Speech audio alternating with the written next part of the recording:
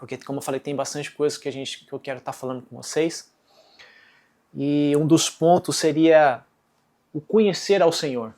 O quanto de verdadeiramente nós podemos dizer, eu conheço ao Senhor, eu conheço a Deus. E o conhecer a Deus, não apenas de boca, não apenas de uma leitura no livro, não apenas o conhecer da Bíblia, o Deus da Bíblia, o Jesus que caminhou sobre a face da terra, as suas histórias, os seus milagres, mas o conhecer de fato e de verdade. E quando eu falo conhecer, essa palavra conhecer, na Bíblia, no original hebraico, ela é uma palavra muito interessante, porque ela se assemelha ou ela dá a mesma conotação de um homem e uma mulher num relacionamento íntimo. Então, todas as vezes que a gente vê na Bíblia, e fulano conheceu a Beltrana, a gente entende que eles se conheceram na intimidade, eles tiveram uma relação sexual. Então, quando nós falamos em conhecer a Deus, é praticamente a mesma coisa, é conhecê-lo na sua intimidade, o momento que há a minha e a sua entrega para o Senhor. Aquilo que nós fazemos com o nosso cônjuge seria mais praticamente aquilo que nós fazíamos ou fazemos com o Senhor, que é se dar a conhecer e conhecer a Ele. Então, o conhecer a Deus, o conhecer a Cristo, nada mais é do que ter um relacionamento íntimo com Ele. Mas não esse relacionamento íntimo de vem aqui, senta Jesus do meu lado e vamos dar uma volta por aí.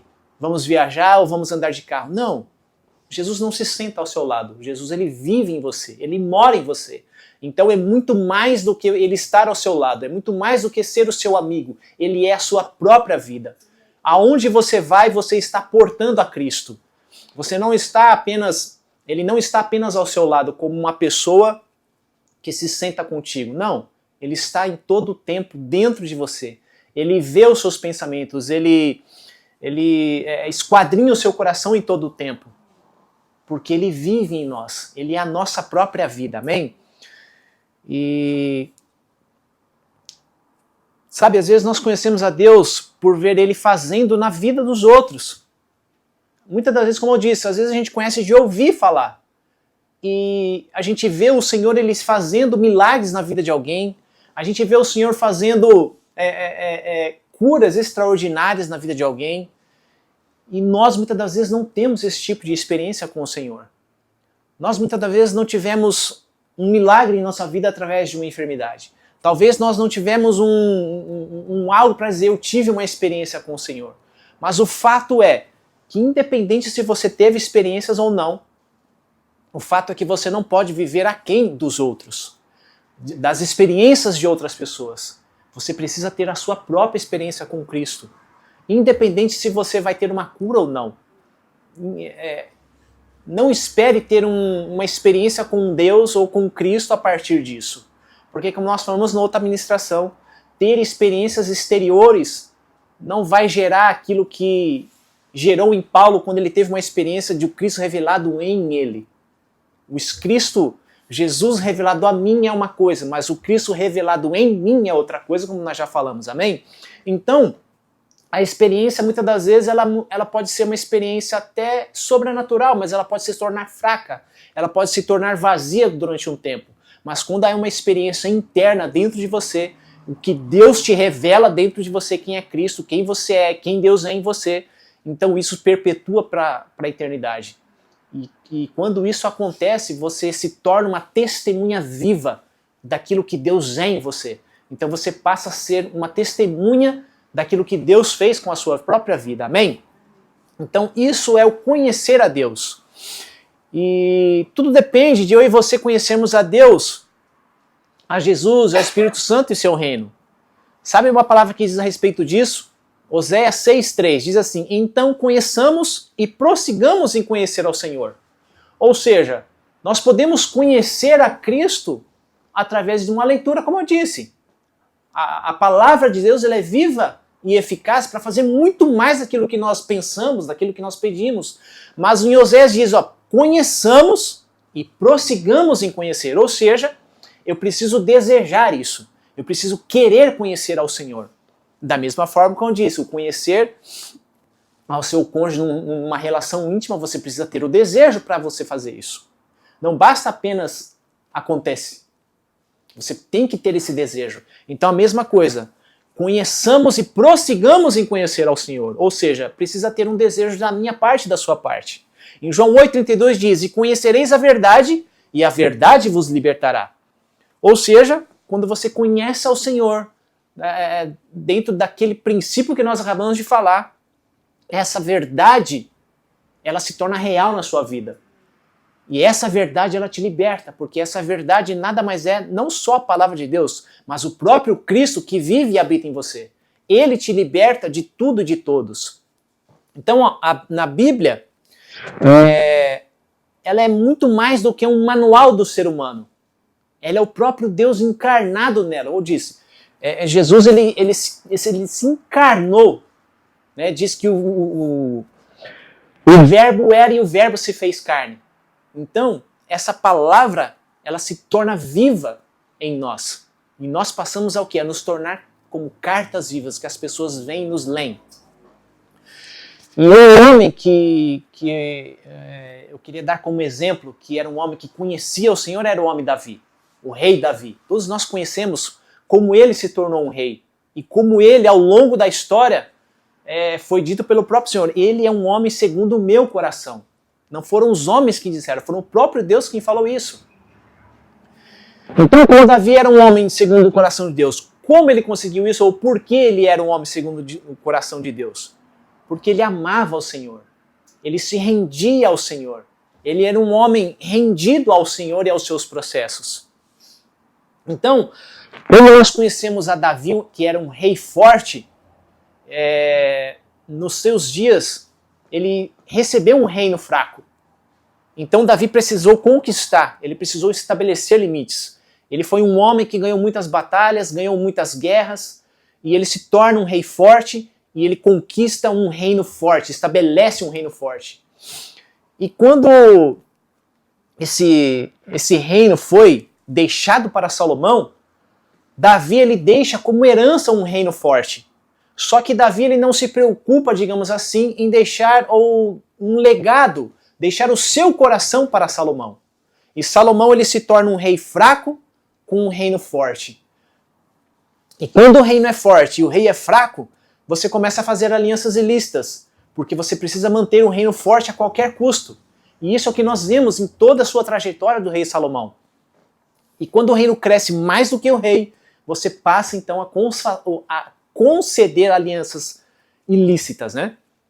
E depois de rei Davi, que foi um rei forte, e deixou um reino forte para Salomão, e Salomão se torna um rei fraco, mas tem um reino forte, vem o rei Roboão, que é um rei fraco e que acaba recebendo como herança um reino fraco. Então, o que nós estamos deixando ou transferindo para a próxima geração? Apenas coisas, herança ou um coração, transferindo um coração e deixando um legado? Então nós já sabemos que um legado é aquilo que você deixa nas pessoas. E uma herança é aquilo que você deixa para as pessoas. Então muito mais do que uma herança é um legado, porque a herança o filho pode pegar e desperdiçá-la. Mas o legado não. O filho vai carregar para toda a sua vida. E a respeito disso, eu estava vendo um seriado que ela está acompanhando. E nesse seriado tinha um grupo de evangélicos, digamos, não sei se eram evangélicos, né? Mas era um grupo que estava reunido numa casa e eles estavam fazendo uma célula e cantando uma música de evangélica. Não discorreram nenhum texto, mas falaram algo ali da parte de Deus. E a gente vai vendo ao longo da trajetória essas pessoas que lideravam essa célula, elas têm uma dupla vida. Então, ou seja, nós estamos vendo no seriado o que as pessoas estão vivendo nos dias de hoje. Que dentro da igreja ou dentro das suas casas elas são uma coisa e fora da igreja e fora das suas casas elas são outras. Ou seja, não há uma coerência de vida, não há uma coerência de uma pessoa rendida ao Senhor. Não há uma coerência de vida onde a pessoa se rende a Cristo, faz tudo o que tem que ser feito, mas lá fora ela vive de uma outra maneira. Ela pratica um monte de coisas ilícitas, como nós falamos agora. E esse é um paralelo daqueles dias com os nossos dias. Por quê? Porque 30 anos atrás, homens como Davi, eles tiveram que conquistar e colocar limites. A igreja era um reino fraco 30 anos atrás. Nós praticamente não tinha nem... Eu praticamente, até os meus 19 anos que eu vivi no Brasil, eu não tinha um amigo evangélico. Eu nunca conheci. Eu não tinha ninguém que chegou e falou, eu sou evangélico. Ou a sua família era evangélica. E para não dizer que eu não conhecia, eu conheci anos depois, um pouquinho antes de eu vir para o Japão, um rapaz que era viciado em droga e os seus pais eram evangélicos. Mas eu conhecia assim, ele não era meu amigo. Então, 30 anos atrás, eu posso dizer que o reino era um reino fraco, mas de homens fortes, e que conquistaram e estabeleceram limites. E hoje nós temos um reino forte, e que é justamente com o quê? Com homens fracos, que é o que estamos vendo hoje, até nas novelas, até nos seriados. São pessoas que... Por que é um reino forte? Porque levaram para um seriado. Mas para mostrar o quê? Que as pessoas são fracas. E o que acontece nos dias de hoje? Para deixar o seu reino forte, elas começam a se corromper. Elas começam a fazer alianças ilícitas. E é o que nós temos visto nos dias de hoje. E para nos dizer que são todos, como diz a Bíblia, ainda há 7.000 que não se dobraram ao Baal, que não se dobraram os seus joelhos. Ainda há um remanescente. Mas fato é que nós podemos fazer esse paralelo. Quantos estão entendendo? Amém? Então, abra sua Bíblia no livro de 2 Reis, no capítulo 4, do versículos 1 ao 7. Nós vamos dar continuidade a isso que eu introduzi. Em 2 Reis, capítulo 4, dos versículos 1 ao 7, diz assim: E uma mulher das mulheres dos filhos dos profetas clamou a Eliseu dizendo, meu marido, teu servo, morreu. E tu sabes o que o teu servo temia ao Senhor. E veio o credor para levar os meus filhos para serem seus servos. E Eliseu lhes disse, que te hei de fazer? Diz-me que é o que tens em casa. E ela disse, tua serva não tem nada em casa, senão uma botija de azeite. Então disse ele, vai, pede emprestados de todos os seus vizinhos vasilhas vazias, não poucas. Então entra e fecha a porta sobre ti, e sobre os teus filhos, e deita o azeite em todas aquelas vasilhas, e põe à parte o que estiver cheia. Partiu, pois, dele, e fechou a porta sobre si e seus filhos, e ele lhes trazia as vasilhas, e ela os enchia. E sucedeu que cheias foram todas as vasilhas, disse seu filho, traz-me ainda outra vasilha. Porém ele lhes disse, não há mais vasilha alguma. Então o azeite parou. Então veio ela, e o fez saber o homem de Deus, e disse ele, vai, vende o azeite e paga a tua dívida, e tu e teus filhos vivei do resto. Essa é uma história muito tremenda que fala acerca de a multiplicação do azeite, digamos assim, né? Uma mulher viúva que perdeu seu esposo, tinha 2 filhos, e a palavra de Deus diz que o seu marido lhe deixou muitas dívidas. E lá na frente a gente vai entender quem era esse cara, mas esse marido dela, esse esposo dela, que era um servo do Senhor. E ele é quem alimentou pessoas por um determinado período quando Jezabel estava perseguindo os profetas. E aí ele chega ao profeta Eliseu e fala, ó, né, como nós lemos, os credores estão pedindo dinheiro e vão levar meus filhos porque eu não tenho como pagar. E ele pega e fala, o que você tem na sua casa? Tem um pouquinho de azeite. Então vai, fecha a tua porta, pega vasilhas, e a gente leu toda a história que acontece, é isso aí. O azeite se multiplica, ela guarda várias vasilhas e vendeu, né, para poder pagar suas contas, e ainda o que sobrou ela continuou vivendo. Então, antes de prosseguir, eu quero que vocês entendam que na Bíblia, quando fala de mulher, está se referindo, ou podemos nos referir, simbolizando a mulher como a igreja. E essa mulher tinha um pouco de azeite em sua casa e ela não deu valor, porque a resposta que ela deu ao profeta, quando foi perguntado o que você tem na sua casa, falou, eu não tenho nada. Então, tipo assim, acho que o profeta deve falar, como assim você não tem nada? Ela falou, eu tenho um pouquinho de azeite. Ou seja, era tão pouco, era tão sem valor para aquela mulher que ela falou, eu só tenho um pouquinho de azeite. Na verdade, eu não tenho nada, mas o que eu tenho, na verdade, é só um pouquinho de azeite. E talvez pela quantidade ou porque não tinha valor, né, naqueles dias, não sei, mas fato é que ela vendeu esses azeites, né, que ela encheu as vasilhas e viveu do restante. Então, com certeza, tinha um certo valor. E hoje todos nós sabemos que o azeite, ele simboliza o Espírito Santo, ele simboliza uma unção, né? Então a igreja nos dias de hoje está como essa mulher. Tem o Espírito Santo, porta, carrega a presença do Espírito Santo, mas não reconhece, não dá valor. E ela diz que não tem nada em sua casa, a não ser só um pouco. E a gente percebe nos dias de hoje que as pessoas elas andam com aquilo que há de mais valor e precioso para nossas vidas, que é o Espírito Santo. Nós o portamos para cima e para baixo e muitas das vezes nós não damos o devido valor a isso. E a gente fala, eu tenho o Espírito Santo. É como se a mulher tivesse, é como aquela mulher que falou, eu só tenho um pouquinho. Eu não tenho nada, mas eu acho que eu tenho um pouquinho de azeite. Muitas vezes a gente vê as pessoas dessa maneira. Elas não sabem o que tem, e quando fala que você tem, você fala, eu tenho. Sabe? É como se não fosse nada. Então nós somos a habitação do Espírito de Deus. E negligenciamos não dando a devida importância ou valor. Ele é o agente responsável pela nossa vida. É Ele quem intercede por nós, como diz a palavra, perante o Pai, com gemidos inexprimíveis. E quantas pessoas vêm procurando homens cheios do Espírito Santo, homens cheios de unção, sendo que Ele habita nelas. E elas saem por aí para fora buscando, para ter uma revelação de Deus. É uma coisa que muitas das vezes eu não consigo entender. Quer dizer, hoje eu entendo, né? A gente sabe por quê. Mas é algo que fica meio que, poxa, como que ela vai buscar de uma outra pessoa se ela tem, se ela porta, se ela carrega isso?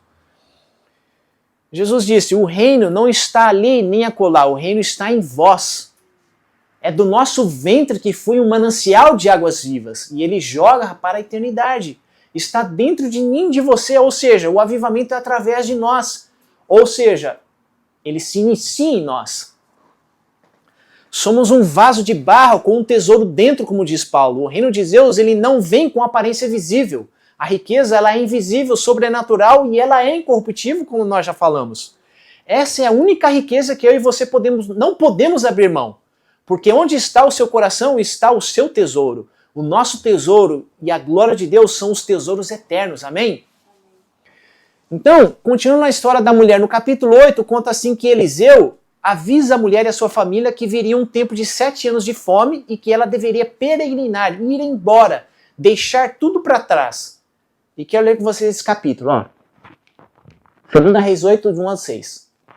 Então Eliseu, aquela mulher cujo ele ressuscitara, dizendo, ou seja, essa mulher, ele... Bom, vamos já lendo. Levanta-te e vai, tu e a tua família, e peregrina onde puderes peregrinar, porque o Senhor chamou a fome, a qual também virá à terra por 7 anos. Levantou-se a mulher e fez conforme a palavra do homem de Deus, porque foi ela com a sua família e peregrinou na terra dos filisteus 7 anos. E sucedeu que ao fim dos 7 anos a mulher voltou da terra dos filisteus e saiu a clamar ao rei pela sua casa e pelas suas terras. Ora, o rei falava a Geazi, servo do homem de Deus, dizendo, conta-me, peço-te todas as grandes obras que Eliseu tem feito. E sucedeu que, contando ele ao rei como ressuscitara um filho morto, eis que a mulher cujo filho ressuscitara clamou ao rei pela sua casa e pelas suas terras. Então disse Geazi, o rei, meu senhor, esta é a mulher, e este é o filho a quem Eliseu ressuscitou. E o rei perguntou à mulher, e ela lhe contou. Então o rei lhe deu um oficial, dizendo, faz-lhe restituir tudo quanto era seu, e todas as rendas das terras, desde o dia em que deixou a terra até agora. Irmãos, essa é uma história onde ela dá continuidade, como disse. A mulher vendeu os azeites, o que sobrou, ela viveu dele. Só que chega um tempo, não sei quanto tempo se passou, e Eliseu vai de novo até aquela mulher e fala, é melhor você ir.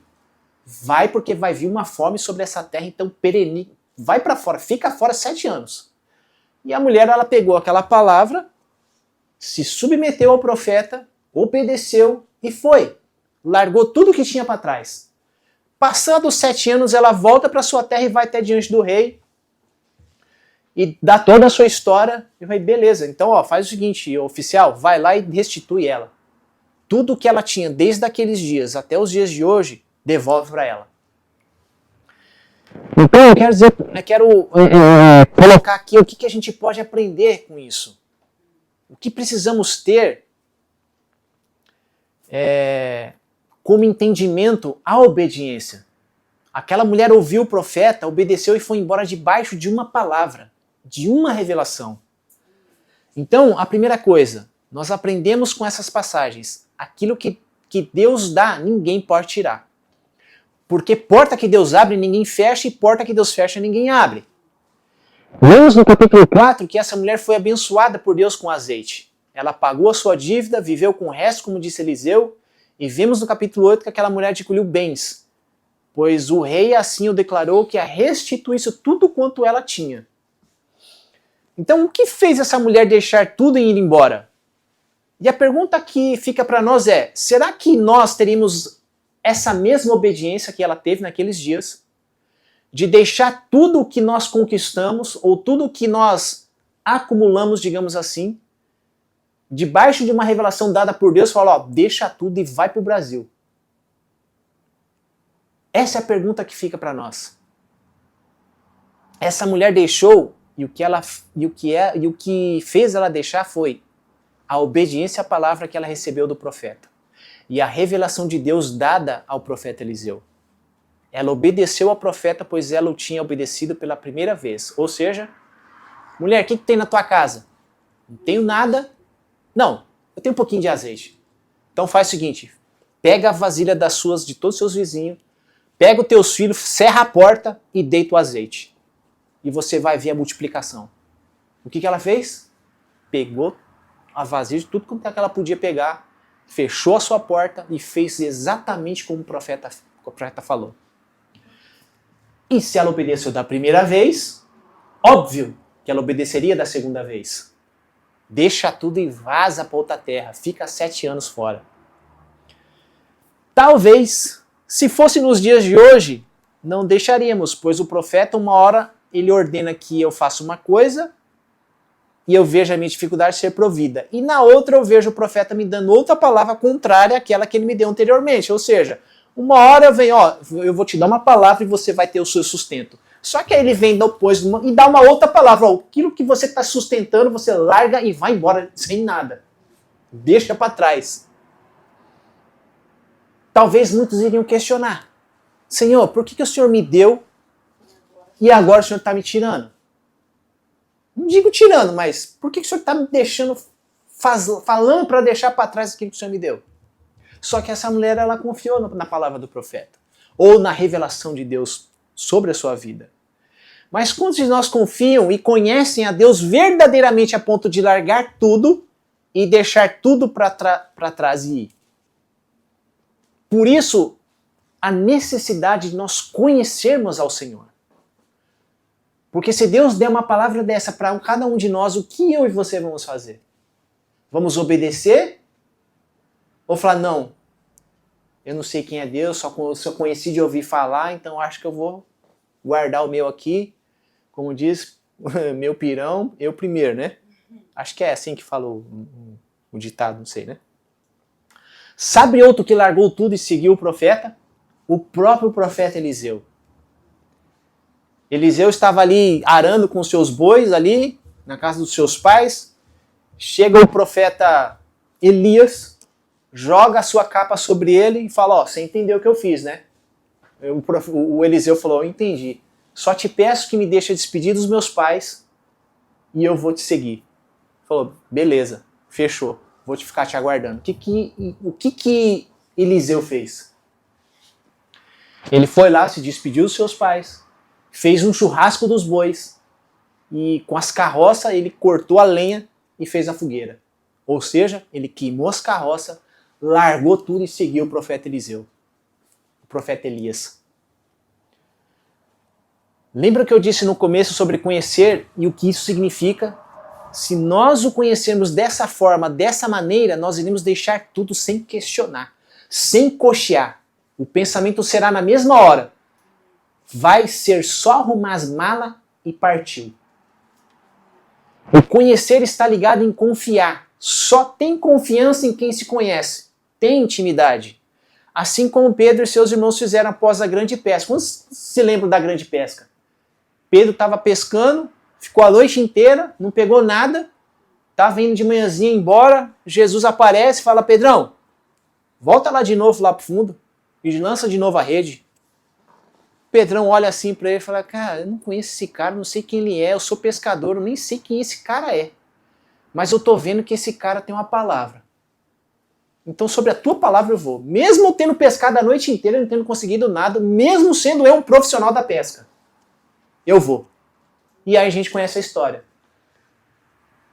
O barco encheu de peixe, estava ainda a pique, foram outros ajudar ele volta para a margem, e aí Jesus fala, ó, agora larga tudo e me segue. A mesma história se passou com essa mulher. Primeiro ele dá tudo, e depois ele pede tudo para você ir atrás dele. Segunda coisa, podemos aprender com essa passagem que eu e você não temos apenas uma herança, podemos passar por tempos de escassez. Não temos apenas bonança, podemos passar por um tempo de escassez, não estamos isentos de problemas em nossas vidas. Ou seja, mesmo que eu e você tenhamos bonança, a gente não está livre de passar por escassez, ou por dias de escassez. E o que eu e você temos que deixar para trás nos dias de hoje pode não significar isso, ou seja, deixarmos para trás bens materiais, posses, mas pode significar ter que deixarmos a nossa posição, o nosso título, o nosso ministério, as nossas amizades, os nossos vícios. Né? Tem pessoas que têm vício, né? Tem pessoas que têm vício em Coca-Cola. Tem pessoa que tem vício em ficar lavando o carro como eu tinha. Todo sábado eu tinha que estar lavando meu carro. Então, assim, alguns vícios, digamos assim, né? E entre outras, né? Tem pessoas que têm até o pecado de estimação, né? Então, o que eu e você nós temos que deixar, muitas das vezes? Algo que você julgue ser bom, que lhe dê algumas vantagens, quem sabe o seu nome ou a sua reputação. Tem pessoas que zelam pelo seu nome e a sua reputação. Isso, nós passamos por esse período. A gente queria zelar pelo nosso nome, pela nossa reputação. Mas como assim, eu sou crente, vou deixar estourar o cartão de crédito, como é que eu vou fazer depois? Vai sujar meu nome, então a gente fica, né? Sabe, irmãos, para vivermos para o Senhor é necessário uma vida de obediência diária. E quando eu digo isso, não significa em si as coisas e ou títulos, mas aquilo que ainda nos aprisiona, ou podem nos aprisionar. Não se trata apenas de coisas externas. Se nós obedecemos a Deus como aquela mulher obedeceu ao profeta Eliseu, saindo da cidade debaixo de uma palavra, de uma ordenança, olha, vai vir tempo de fome, você vai e peregrina, mas haverá um tempo em que Deus irá te restituir o que você deixou para trás, por obedecê-lo. E que na verdade não é tudo. Você deixou um nada para ter o tudo que é Ele mesmo. Então quando a gente fala, mas eu deixei tudo. Só que esse tudo que você julga ser tudo para você, na verdade não é nada comparado com quem Ele é para as nossas vidas. O que Ele se tornou, o que nós nos tornamos por causa dEle.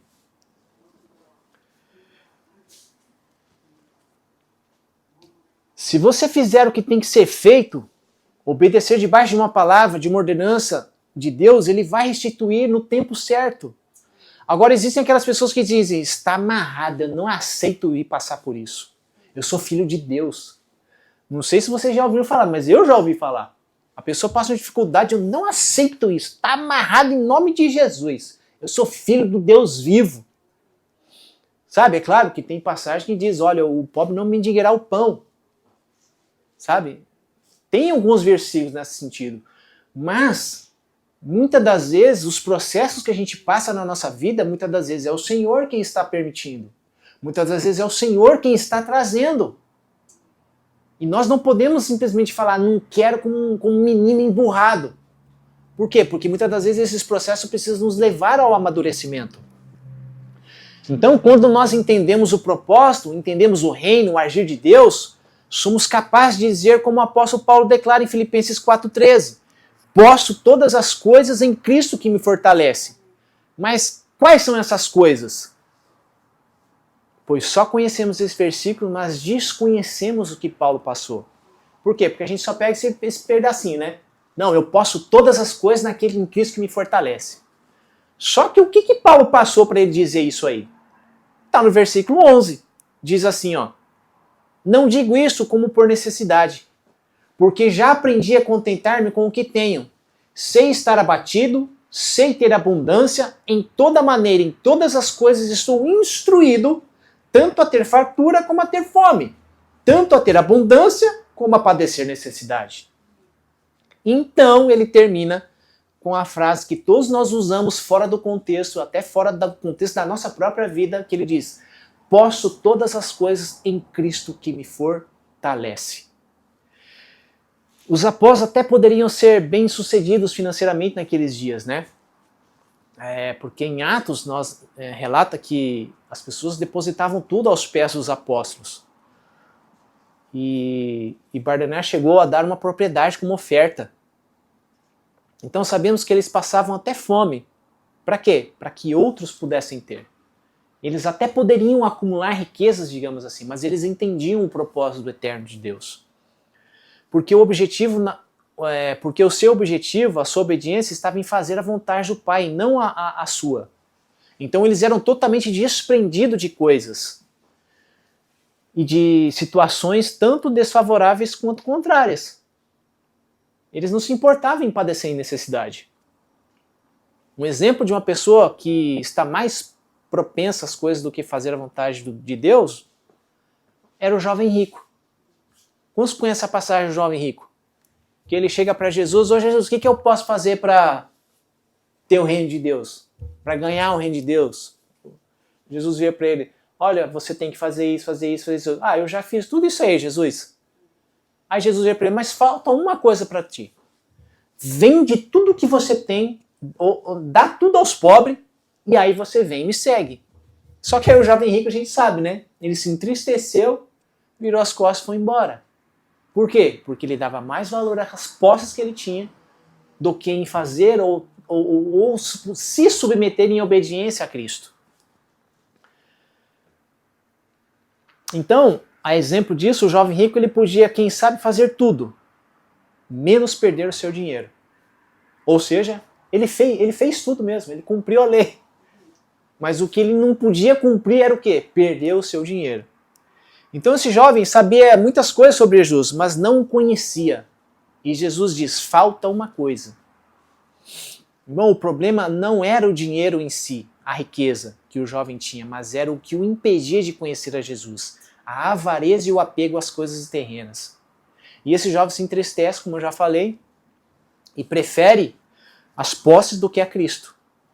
E isso impede muitos na igreja. O desejo pelas riquezas terrenas impede o conhecer a Deus e a seu Filho, e o seu propósito eterno e a próprio reino de Deus. E Jesus não queria que esse jovem se tornasse pobre, porque Deus não tem problema com o dinheiro. Ele mesmo é dono do ouro e da prata. O dinheiro em si não é um problema. A palavra de Deus que diz que o amor ao dinheiro é a raiz de todo o mal. Então, o Senhor ele não tem problema em nos tornar bilionários. O problema é o que isso vai gerar na nossa vida. Qual é a raiz que vai gerar através disso? Porque o amor ao dinheiro é o problema, e não o dinheiro em si.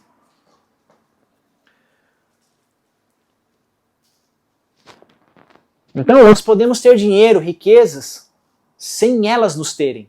Sem dependermos delas, mas dependemos exclusivamente do Senhor, como a mulher que deixou tudo por causa de uma palavra e uma ordem do profeta. Quando Jesus pergunta aos discípulos: que dizem que eu sou? Aí eles responderam, né? Uns dizem que você é Elias, uns dizem que você é o profeta, um dos profetas. E aí ele pergunta: o que vocês dizem que eu sou? E aí a gente conhece a história, né? Pedro se levanta e diz: tu és o Filho do Deus vivo. Então Jesus declara: não foi carne nem sangue que o revelou, mas foi Deus. Você e eu só vamos conhecer a Jesus se Deus o revelar a nós. Se você não buscar em Deus, buscar conhecê-lo, ele não se revelará quem ele é. Se você tiver uma revelação de quem Deus é na sua vida, você saberá quem você é em Deus. Quando Pedro tem uma revelação de quem é Jesus, o que aconteceu? Jesus se levanta e muda o nome de Simão para Pedro. Tu és Pedro, Keifás, que no hebraico significa rocha. Petros em grego, Petros, né, significa pedra. Uma revelação mudou o nome de Simão para Pedro. Então, no contexto hebraico, como no japonês, a gente sabe, né, o nome ele tem todo um significado. E muitas das vezes o seu propósito, o seu destino, como o de Jacó, que significa enganador. O nome, né, tem um significado. E ele disse, sobre esta pedra, que em hebraico significa Avivém, edificarei a minha igreja. Essa palavra em hebraico Avivém, ela tem dois significados. Ave, que significa pai, e vem, que significa filho. Ou seja, Jesus está falando, ó, vou edificar a minha igreja sobre este propósito, sobre este fundamento do quê? De paternidade de filho. Uma cultura de paternidade e de família. Uma igreja que não tem como cultura a família não vai alcançar o propósito eterno de Deus. Então, uma igreja apostólica, ela exerce paternidade. Então, quando temos uma revelação de quem é Deus, sabemos quem nós somos, então nós andamos na frente. Por quê? Porque nós entendemos o propósito. Nós temos um destino, nós sabemos para onde estamos indo. E que não é o céu, é cumprir o propósito de Deus na terra. E quando temos uma revelação de Deus, entendemos o que ninguém entendeu. Quando temos uma revelação, fazemos o que ninguém faz. Então, tem uma outra passagem do cego Bartimeu, não sei se vocês conhecem. Jesus está indo com uma caravana de pessoas e aí o cego está sentado à beira do caminho e ele escuta falar em nome de Jesus. E aí o cego Bartimeu pergunta, ô filho de Davi, tem misericórdia de mim. Ele grita várias vezes. E aí em determinado momento Jesus para o negócio e fala, opa, quem está chamando meu nome aí? Manda ele vir até mim. A gente conhece essa história. Por que esse cego Bartimeu, ele ouve a voz de Jesus, ou ouve a multidão clamando de Jesus, e ele se levanta e fala, filho de Davi, tem compaixão de mim, tem misericórdia de mim. Mas o cego não via. Talvez ele só, como eu disse, ouviu falar de Jesus. Mas ele não sabia quem era Jesus. Ou seja, ele teve uma revelação. Ele entendeu por revelação que Jesus era filho de Davi. Ninguém sabia que Jesus era filho de Davi. Ele era da descendência de Davi. Mas ele teve uma revelação assim como Pedro teve. Tu és o filho do Deus vivo. E ele também teve uma revelação. Um cego enxergou mais do que aqueles que estavam vendo. Por quê? Porque teve uma revelação de quem era Cristo. O Davi entendeu que seria da sua descendência viria, da sua linhagem viria Jesus, aquele que salvaria a humanidade, o Messias, né? E nem os sacerdotes entenderam que Jesus era o filho de Davi. Filho aquele que edificaria o templo para a morada do Deus vivo. Então, no Antigo Testamento, Deus fala a Davi que um filho seu edificaria uma casa para ele. E aí Davi entendeu que seria Salomão. E aí Davi chega para Salomão e dá todo o projeto para construir um palácio. E Salomão, com toda a riqueza do rei forte que Davi deixou para ele, ele pega tudo aquilo ali e constrói, né, o templo de Salomão. Um templo suntuoso, majestoso, grandioso, bonito. Porque Davi não entendeu também o que era que viria alguém da sua linhagem que edificaria uma casa para ele. Porque Davi queria edificar uma casa.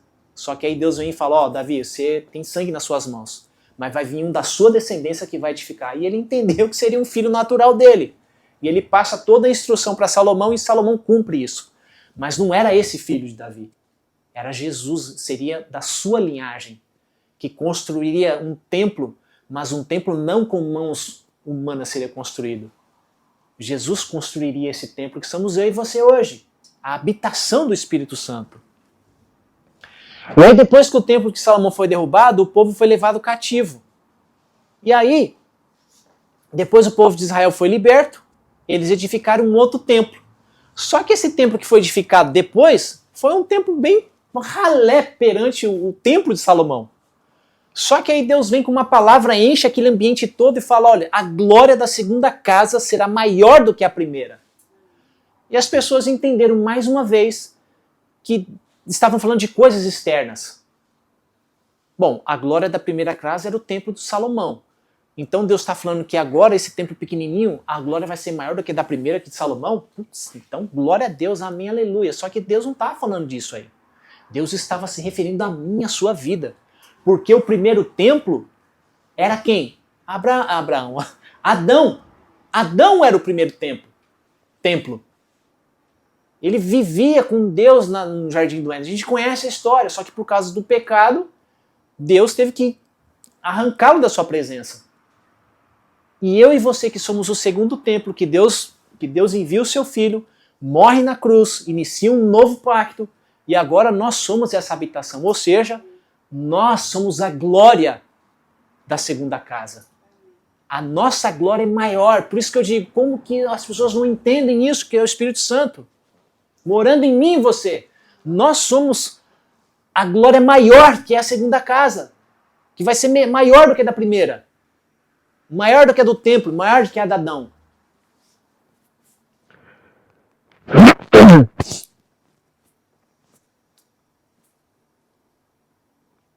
Então o cego Bartimeu tem essa revelação de que Jesus era o filho de Davi, o que restauraria o templo, e ele clama a Jesus dizendo, filho de Davi, tem compaixão de mim. Pois ele, o filho da descendência de Davi, que era o Messias esperado, e ele justamente ele quem destruiria o templo e edificaria em 3 dias.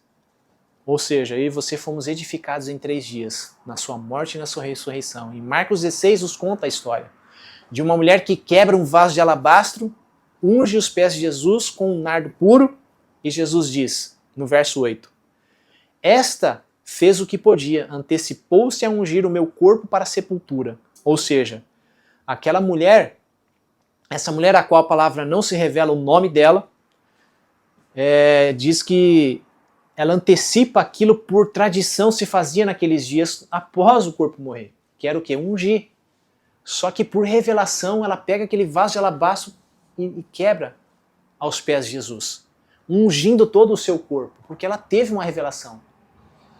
E Jesus fala, olha, ela fez isso para antecipar, porque eu vou morrer. Então ela está me ungindo.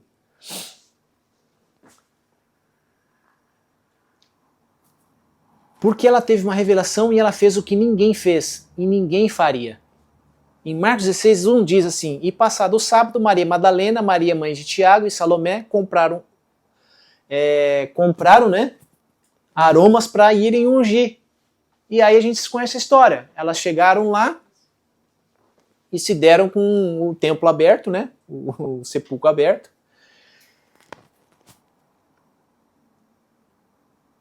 Mas aquela mulher teve uma revelação de Deus para ungir a Jesus antecipadamente à sua morte. Pois ao chegarem ao sepulcro, Madalena, Maria e Salomé encontraram o sepulcro aberto, pois Jesus já havia ressuscitado. Quando conhecemos quem é Deus, conhecemos quem nós somos. E Deus troca o nosso nome.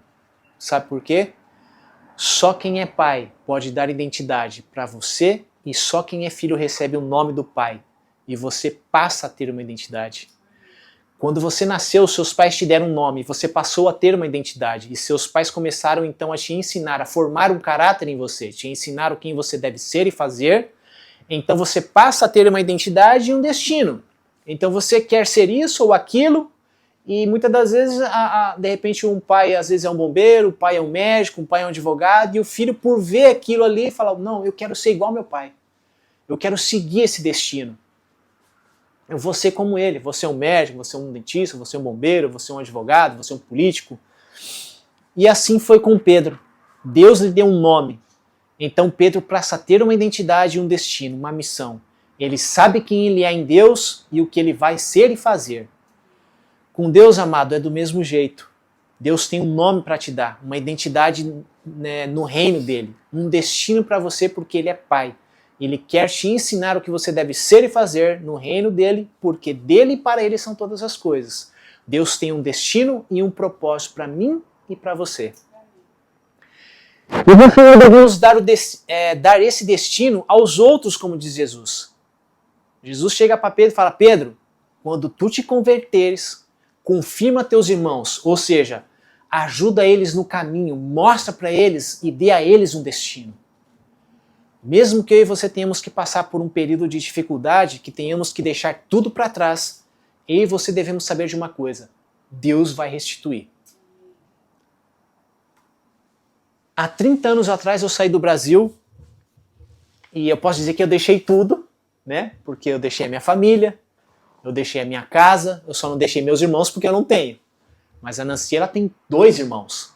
Ela deixou a família, ela deixou os irmãos. E chegando aqui, o que Deus fez?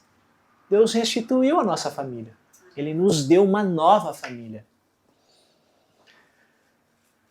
Mas Ele restituiu aquilo que Ele deu, aquilo que Ele te abençoou, e não aquilo que você conquistou com as suas mãos, na sua força e do seu jeito.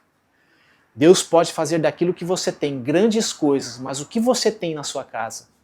E quando eu falo a sua casa, não é a sua casa material, a sua casa alvenaria, mas é essa casa que é o templo, a habitação do Espírito Santo. Eliseu perguntou à mulher, e eu te pergunto hoje, o que você tem aí? O que você julga pouco na sua vida? Dá para o Senhor. É Ele quem faz todas as coisas. Na sua casa espiritual, queridos, porque aquilo que foi no Antigo Testamento nada mais é do que aquilo que é espiritual. Ou seja, era apenas uma sombra daquilo que seria no mundo espiritual hoje, no mundo do espírito hoje. Como eu falei, não é a casa de alvenaria, mas é a nossa casa, o nosso espírito. A mulher tinha um pouco de azeite, o que significa para nós o Espírito Santo, ou a unção do Espírito Santo. Então, como eu já disse desde o início, nós já portamos ele. Nós somos a igreja quando estamos reunidos. E a igreja continua dizendo: eu não tenho nada. Tudo que nós precisamos é do Espírito Santo. Ele é o nosso intercessor, é Ele que é o nosso intérprete das Escrituras. Ele que nos capacita, que nos enche, Ele que nos move, o nosso espírito. Ele quem nos enche de poder. Ele quem testifica ao nosso espírito que Deus é Pai. Ficai em Jerusalém até que do alto sejais revestidos de poder, disse Jesus aos seus discípulos. E os discípulos permaneceram ali, a gente conhece em Atos dos Apóstolos. Naquela multidão ali, Pedro é tomado pelo Espírito Santo, ele é cheio e ele ministra ali, todos se rendem. E o que aconteceu lá é o que nós portamos hoje. Nós estamos cheios do Espírito Santo. Não é só um pouquinho, não. Não digo que é o problema, mas o que nós precisamos é conhecer aquilo que nós temos. Porque já nos foi dado. Já somos mais do que revestidos do Espírito Santo. Ele habita em nós. O revestir aponta para algo que precisamos tomar posse, sem titubear. Isso já é uma realidade para nós. A melhor visão de Deus é uma cidade. Mas para levarmos a palavra a uma cidade, só crendo que aquilo que julgamos ser pouco, mas é suficiente para transbordar, porque não depende daquilo que fazemos, mas de quem somos nele. Então a menor visão que Deus tem para a minha vida e para a sua vida, a menor visão é uma cidade. Isso foi o que Jesus disse para os discípulos.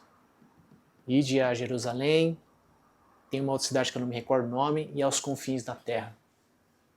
Ou seja, tudo começa por uma cidade. E a palavra de Deus nos diz que pede-me e eu te darei as nações por herança. Então, o propósito eterno de Deus não é a minha e a sua vida apenas. É sermos alcançados para alcançarmos outros como nós já fomos ministrados. Amém? Então não se esqueça. Deus, Ele é tudo para nossas vidas. O que nós somos, o que nós temos, foi Ele quem nos concedeu. Então, se um dia nós precisarmos deixar o nada, porque o que nós temos é nada comparado com Ele. Tudo que nos foi dado apenas para nós administrarmos para o Senhor. Então, se houver uma direção do Senhor, que nós venhamos a obedecer. Mas antes de tudo, para obedecer a gente precisa confiar. E para confiar a gente precisa o quê? Conhecê-lo. Se você não conhece alguém, e eu vou falar isso como ser humano, se você não conhece alguém que te chega, você tromba na rua ali uma pessoa, a pessoa chega para você, ó, será que você pode me emprestar 1 milhão de ienes? Talvez você vai virar a pessoa e falar, mas como eu vou te emprestar 1 milhão de ienes se eu não sei nem quem você é? Eu não sei nem o seu nome, eu não sei onde você mora. Como você vai confiar 1 milhão de ienes para uma pessoa que você desconhece? Então assim é as nossas vidas com o Senhor. Como nós vamos confiar em Deus? Como nós vamos confiar a nossa vida para alguém que nós não conhecemos? Como nós vamos entender que nós somos o templo de Deus e a habitação do Espírito Santo se nós desconhecemos isso? Então não tem como nós recebermos uma palavra e falar, amém, eu vou fazer. Por quê? Porque vai vir o medo. E por que vem o medo? Porque não há confiança. E por que não há confiança? Porque a gente desconhece quem é que está nos pedindo. Amém? Vamos colocar de pé?